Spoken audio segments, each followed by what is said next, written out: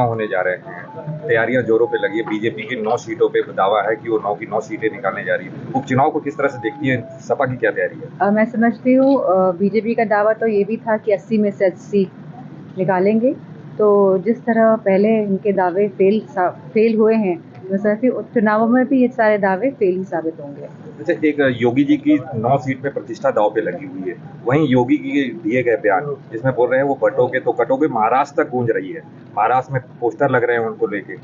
क्या लगता है कितना प्रभाव डालेंगे चुनाव में? मैं समझती हूँ उत्तर प्रदेश की जो लोग हैं वो इस बात को समझ गए हैं कि जो मौजूदा सरकार है वो लगातार अपने इस तरह के बयान से लोगों का ध्यान भटकाने का जहाँ उन्होंने काम किया है पहले भी और लगातार करेंगे। लेकिन आज जो युवा है वो केवल चाहता है कि उसे रोजगार और नौकरी मिले।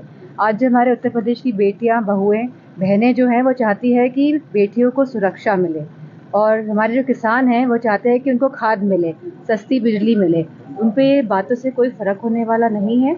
और जहाँ तक कि हमारी जो रणनीति रही है चुनाव में, उसी रणनीति के तहत हम सब मिलके चुनाव एक साथ लड़ेंगे और सभी समाज के लोग आप देखेंगे कि किस तरह साथ आएंगे और इस सरकार को, जो अपने आंखों में पट्टी डाल के बैठी हुई है, जो नहीं समझ पा रही है कि धरातल में क्या स्थिति है लोगों की, क्या स्वास्थ्य सेवाएं किस तरह हैं, शिक्षा का किस तरह का दौर चल रहा है, इन सभी बातों का आकलन करते हुए लोग इस बार वोट डालेंगे। करेल विधानसभा सीट के बारे में बात कर लें। करेल विधानसभा सीट राष्ट्रीय अध्यक्ष जी ने छोड़ा और तेज प्रताप को जीत दिया गया है। वहीं नेताजी के बाद तेज प्रताप को सीट दी है उनको विरासत के तौर पे। क्या तेज प्रताप यादव बाई इलेक्शन के लिए ही है, नेता की डायरेक्ट इलेक्शन भी कभी लड़ेंगे? बात इस बात की नहीं है, ये तो समय ही बताता है कि कौन कहाँ चुनाव लड़ता है और किन परिस्थितियों में चुनाव होते हैं।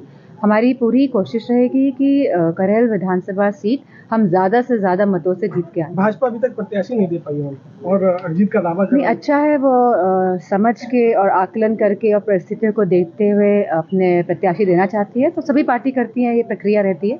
अच्छा, एक आखिरी सवाल मैडम कि चुनाव में देखा जा रहा है, पिछले 2 चुनावों को देखा गया है कि एजेंडा कहीं नहीं मिल रहा है, विकास की बात नहीं हो रही है, धर्मों के आधार पे चुनाव के।